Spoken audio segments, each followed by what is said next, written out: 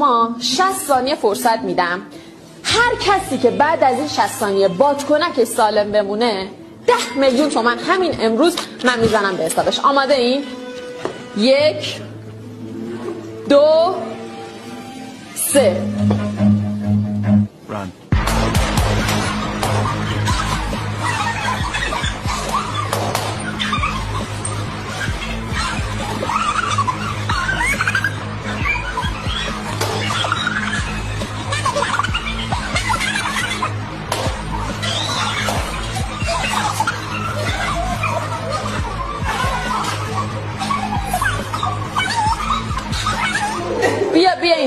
بیا اینجا. خب بچه نذاشید به 30 ثانیه بکشه. من گفتم که هر کسی که بادکنک دستش بمونه 10 میلیون میگیره. یعنی شما تک تکتون میتونستید بادکنک های همدیگر رو نتره کنید و نفری 10 میلیون بگیرید. الان میتونید بزنید تو سر خودتون. اینه ما آدما اینیم.